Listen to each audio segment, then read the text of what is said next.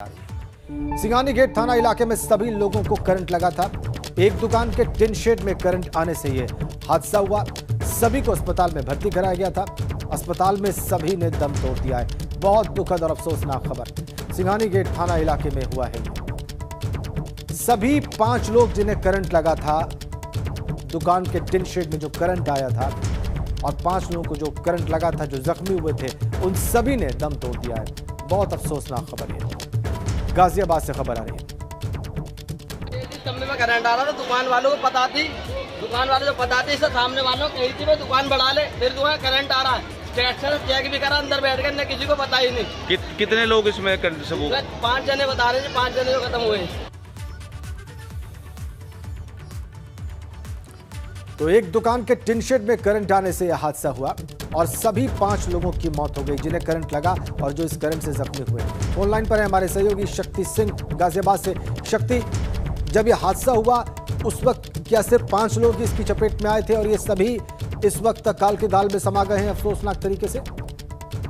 देखिए, बिल्कुल एक दुखद खबर है जिसमें कि 3 मासूम बच्चे हैं, एक पुरुष एक महिला, यानी कि टोटल 5 लोगों की इसमें अब तक मौत हो गई है। बताया ये जा रहा है कि दुकान का जो टीन शेड था उसमें करंट उतरा हुआ था और बारिश आज लगातार सुबह से यहाँ बारिश हो रही है। बारिश के चलते जो कि करंट है उसकी चपेट में ये सभी लोग एक साथ आ गए। काल के दाल में ये सभी लोग समा गए और काफी बेहद ये दर्दनाक हादसा है गाजियाबाद जिले में। आज अगर बात की जाए तो सुबह से लगातार चारों तरफ पानी ही पानी गाजियाबाद में भरा हुआ। वहाँ ये मासूम बच्चे खड़े हुए थे और ये जो दुकान है, दुकान के टीन शेड के नीचे महिला पुरुष वहाँ पर कुछ सामान लेने आए थे। तभी इन्हें करंट लगा तो उसी के साथ ही करंट फैल गया। फैलने के बाद इन 5 की मौत हो गई है। मौत के बाद जो परिजन है, लगातार परिजनों ने इसमें काफी शोर शराबा किया, जिसके बाद गाजियाबाद के जो अपर जिला अधिकारी हैं एडीएम सिटी शैलेंद्र सिंह, वो मौके पर पहुंचे। गाजियाबाद के एसपी सिटी मौके पर पहुंचे, जिन्होंने इन्हें समझाया बुझाया। वहीं जगह जगह जो पानी का जमाव है उसको लेकर ये हादसा बताया जा रहा है कि कहते जगह जगह यहाँ पर गाजियाबाद की बात करें तो पानी भरा हुआ। तो कहीं ना कहीं नगर निगम में भी यहाँ इसमें इतना ही दोषी है जितना इसमें और कोई, क्योंकि नगर निगम की जिम्मेदारी कहीं भी पानी जमा ना हो, लेकिन गाजियाबाद में चारों तरफ पानी ही पानी है। अगर बात की जाए राकेश मार्ग मोहल्ले की तो वहाँ पर इस समय गमगीन माहौल है और उस माहौल के बीच आप समझ सकते हैं राजेंद्र जी कि किस तरह के वहाँ कैसे हालात होंगे, क्योंकि वहाँ मासूम बच्चे हैं। इसमें 3 मासूम बच्चे, एक महिला, एक पुरुष और एक महिला है, उसकी एक पुत्री भी है इसमें। यानी कि जो 5 लोग हैं इसमें 4 परिवार हैं और 4 परिवारों में अंधकार छा गया, अंधेरा कायम हो गया। जी बिल्कुल ठीक कहा आपने।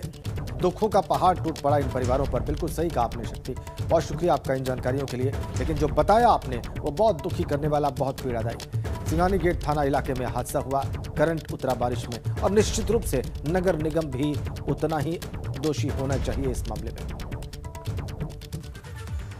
और बड़ी खबर है, एबीपी गंगा की खबर पर मुहर लगी है। बच्चों के जूते मोजे स्कूल बैग के पैसे खाते में भेजे जाएंगे।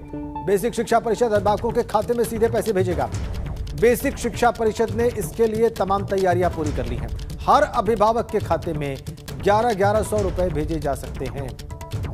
बेसिक शिक्षा मंत्री डॉक्टर सतीश द्विवेदी ने कहा है कि इस पर शासन बहुत जल्द फैसला लेगा। 2 जोड़ी यूनिफॉर्म के लिए 600 रुपए, स्वेटर के लिए 200 रुपए, जूते मोजे के लिए 150 रुपए और 150 रुपए स्कूल बैग के लिए देने पर फैसला होगा। यानी हर अभिभावक को 1100 रुपए सीधे उनके खातों में ट्रांसफर किए जाएंगे ताकि वो अपने बच्चों के लिए ये चीजें खरीद सकें। सीधा उनके खाते में 1100 रुपए भेजे जाने की योजना है और ये खबर हमने आपको बताई थी। इस पर मुहर लग रही है। शैलेश अरोड़ा हमारे साथ हैं जिन्होंने इस खबर पर आपको रिपोर्ट किया। शैलेश, ये हमारी खबर पर मुहर है? बिल्कुल, देखिए निश्चित रूप से राजेंद्र, कई बार जो योजनाएं हैं, स्कूल बैग, जूते मोजे, यूनिफॉर्म, इनकी क्वालिटी को लेकर सवाल उठते रहे हैं। जो लेट लतीफी होती है इन योजनाओं में, जो चीजें दी जाती है उनको देने में, इस पर भी सवाल उठते रहे हैं। और ये चुनावी वर्ष भी है और ऐसे में किसी भी तरह की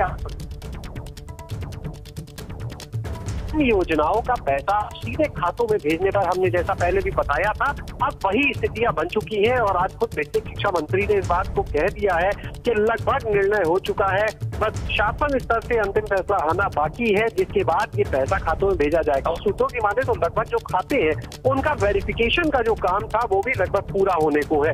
तो अब क्योंकि स्कूल खुल चुके हैं, अभी तक बहुत जल्दी विभाग इसलिए नहीं कर रहा था क्योंकि विद्यालय बंद थे, पता नहीं था कब खुलेंगे, लेकिन अब विद्यालय खुल चुके हैं। इससे में एक सवाल बार बार उठ रहा है कि स्कूल खुल गए, बच्चों को जूते मोजे, स्कूल बैग, यूनिफॉर्म कब मिलेंगे? इसके जवाब में अब शासन का फैसला लगभग हो चुका है, बहुत जल्द इसका आदेश भी जारी हो जाएगा। और फिलहाल जी बहुत बहुत धन्यवाद आपका शैलेश। बहुत जल्दी इस बाबत आदेश भी जारी हो जाएगा। अभिभावकों के खाते में सीधा पैसे भेजेगा बेसिक शिक्षा परिषद विभाग और उसने अपनी तमाम तैयारियां पूरी कर ली हैं। बहुत धन्यवाद शैलेश। उत्तर प्रदेश में बुधवार यानी आज से 1ली से 5वीं तक के छोटे बच्चों के स्कूल खुल गए। कोरोना प्रोटोकॉल के साथ कक्षाओं का संचालन करने के सख्त निर्देश दिए गए हैं।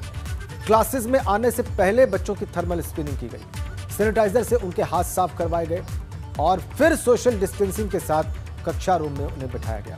हालांकि पहले दिन स्कूलों में बच्चों की संख्या बहुत कम रही। गाइडलाइन के मुताबिक बच्चों की पढ़ाई 2 शिफ्टों में करवाई जा रही है। पहली शिफ्ट सुबह 8 से 11 बजे तक और दूसरी शिफ्ट सुबह 11:30 बजे से 1:30 बजे तक कक्षाओं का संचालन होगा। इससे पहले यूपी में 16 अगस्त से 9वीं से 12वीं और 21 अगस्त से 6ठी से 8वीं तक के स्कूल खोले जा चुके हैं। कोरोना के कारण मार्च 2020 में कक्षा 1ली से 5वीं तक के स्कूल बंद किए गए थे और तब से बच्चों की ऑनलाइन कक्षाएं ही चल रही थी। 8 तस्वीरें आपकी स्क्रीन पर लखनऊ, ग्रेटर नोएडा, वाराणसी, गाजियाबाद, कानपुर, जालौन, गोरखपुर और चंदौली की। देखिए आप कैसे तैयारी है स्कूलों में, कैसे बच्चों को प्रवेश दिया गया और कैसे वहां पर कक्षाएं संचालित की जा रही। ग्रेटर नोएडा में भी कक्षा 1 से कक्षा 5 तक की कक्षाएं खुल गई। एबीपी गंगा की टीम ने मौके पर जाकर स्कूलों का जायजा लिया। इन्हीं में से हमारी टीम नोएडा के सेंट जोसेफ पब्लिक स्कूल पहुंची। स्कूलों की जांच पड़ताल में पाया गया कि स्कूल प्रशासन पूरी तरह से कोरोना प्रोटोकॉल का पालन करा रहा है। बच्चों की सुरक्षा के लिए जो गाइडलाइंस बनाई गई हैं उनका बखूबी से पालन किया गया।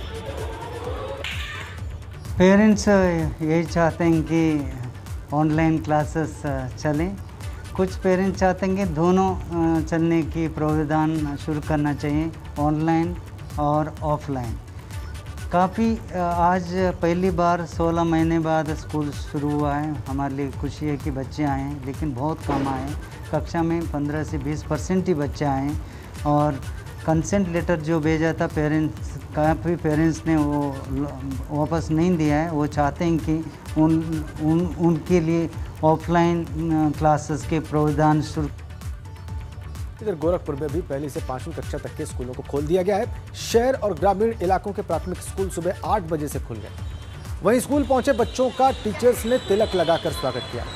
और आपको बताएं कि कोरोना की दूसरी लहर की वजह से स्कूलों को बंद कर दिया गया था। 16 अगस्त से 9वीं से 12वीं तक, 24 अगस्त से 6ठी से 8वीं तक के स्कूलों को खोला गया और आज से यानी 1 सितंबर से 1ली कक्षा से 5वीं कक्षा तक के स्कूलों को खोला गया है। वैश्विक महामारी कोरोना की दूसरी लहर के बाद आखिरकार वो दिन भी आ गया जब बच्चों के चेहरे भी खिल गए और शिक्षक भी काफ़ी खुश हैं। और इस समय हम गोरखपुर के लहलादपुर में आए हैं। एक प्राथमिक विद्यालय है, यहाँ बनकटी चक का प्राथमिक विद्यालय, यहाँ पर हम आए हैं और आप देख सकते हैं कि यहाँ पर बच्चे हैं लाइन में लगे हैं और इनका तिलक के साथ स्वागत हो रहा है। और छोटे छोटे बच्चों को आप यहाँ पर देख सकते हैं, यहाँ बच्चे कतार में लगे हुए हैं। सोशल डिस्टेंसिंग का पालन भी हो रहा है और इसके साथ ही सभी बच्चों के चेहरे पे मास्क भी है। और मैडम से जान लेते हैं कि मैडम ये पहले आपका नाम जान लें और ये बताइए कि संख्या जो है यहाँ पर कितनी है बच्चों की और किस तरह से आप उनका स्वागत कर रहे हैं। जी, मेरा नाम उर्मिला राय है और हमारे यहाँ 110 की संख्या है। और हम जो शासनादेश है कोविड पालन के लिए, उसका पालन करते हुए हम लोग बच्चों को बुलाए हैं और अपने विद्यालय में पूरी व्यवस्था किए हुए हैं। ये बताइए कैसा लग रहा है, इतने काफ़ी दिन बाद स्कूल आना हो रहा है? बहुत अच्छा लग रहा है। दोस्तों से मुलाकात हुई आपकी? हाँ। तो क्या लग रहा है, कोरोना की जो महामारी आई थी तो आप लोग बचाव भी कर रहे हो उससे? यस। हाँ। कैसे कर रहे हो? मास्क लगा के, सैनिटाइजर लगा के। अच्छा, और भी कुछ बच्चियां भी हमारे साथ हैं। बेटा क्या नाम है आपका? शारदा।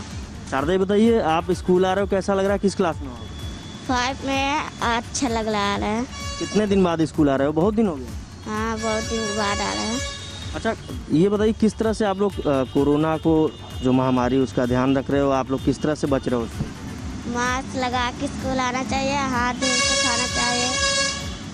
लेकिन अभी जो स्कूल आने का जो सिलसिला शुरू हुआ है बच्चों का, उससे बच्चों को ये पूरा विश्वास लग रहा है कि जो उनकी पढ़ाई है वो और अच्छे से हो पाएगी और वे काफ़ी खुश भी नज़र आ रहे हैं।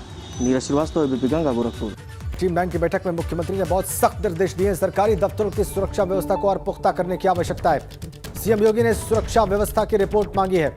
अपर मुख्य सचिव गृह और एडीजी कानून व्यवस्था से रिपोर्ट मांगी गई है मुख्यमंत्री के द्वारा। दफ्तरों में पान मसाला, गुटखा पर भी सख्ती लगाई जाए, सख्ती की जाए। महिला कर्मियों की सुविधाओं का विशेष ध्यान रखा जाए और सचिवालय सहित सभी दफ्तरों को लेकर ये निर्देश मुख्यमंत्री के टीम 9 की बैठक में। बहुत ही अहम निर्देश, सुरक्षा पुख्ता की जाए सरकारी दफ्तरों की। जो लोग पान मसाला और गुटखा खाते हैं उन्हें चिन्हित किया जाए, उन्हें उन पर उनकी जो ये चीजें हैं उन पर पाबंदी लगाई जाए और महिलाओं की सुविधाओं का ध्यान रखा जाए। ये मुख्यमंत्री ने बहुत साफ निर्देश दिए हैं टीम 9 की बैठक में अपने अधिकारियों को और रिपोर्ट भी मांगी है। एक बड़ी खबर लखनऊ से है। प्रदेश के कई जिलों में फैले वायरल बुखार को लेकर सरकार का फैसला सामने आ रहा है। 7 से 16 सितंबर तक गांव-गांव में सर्विलेंस टीम जाएगी। लोगों का बुखार और कोविड की जांच करेगी टीम। 7 सितंबर से 16 सितंबर के बीच गांव-गांव में जाकर सर्विलेंस टीम लोगों के बुखार और कोविड की जांच करेगी। यह बड़ा फैसला सरकार का। सर्विलेंस टीम काम करेगी सितंबर 7 से सितंबर 16 के बीच में। और जिलों में जो वायरल बुखार फैला हुआ है उस पर यह सरकार ने निर्णय लिया है कि सर्विलेंस टीम गांव-गांव भेजी जाए और पता किया जाए कि ये किस किस्म का बुखार है। कोविड की भी जांच होगी साथ में।